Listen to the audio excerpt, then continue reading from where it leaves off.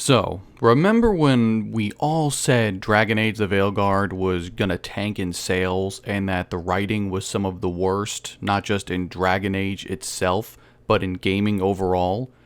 Yeah, the main writing team is now no longer employed at Bioware. Surprised Pikachu face.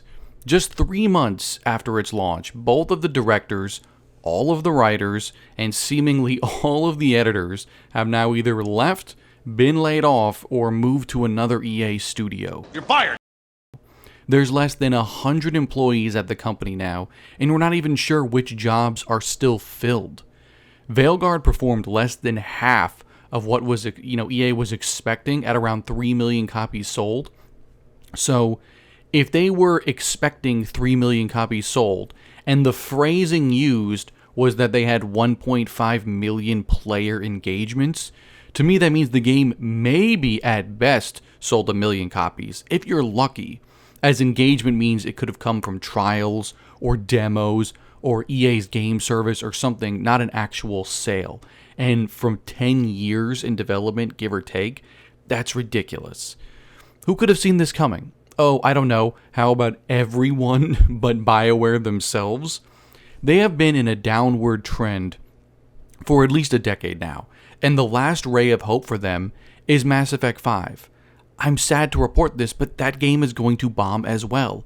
No one has any trust in BioWare anymore, and I know I'm a broken record for saying this in multiple videos, but none of the original talent is there anymore. They are just a shell. The name BioWare carries no meaning or weight anymore. You're still going to have your few die-hard defenders who will praise any slop from a company they love, but it's misguided, and is why we're in this mess now, because we keep giving these companies a pass and not holding them up to the standard that we know they were once originally capable of. Now, to pivot back to Mass Effect 5, that game will make absolutely no one happy. The trilogy, to me, personally, is my favorite of all time. Andromeda, while mediocre, at least separated itself far enough from the trilogy that it could do its own thing and not tamper, with the trilogy in any meaningful way. The problem with Mass Effect 5 is that it's a direct sequel to 3, and with none of the original writers, or at least very few maybe, who made these games so memorable with its story and characters, none of them are there. If you think a brand new team is going to, add and not detract from that, you're on some crazy pills.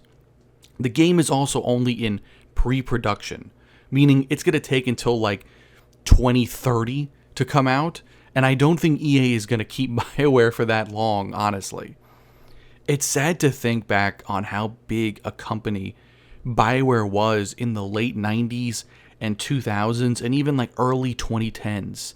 To see such a company fall so hard is tragic.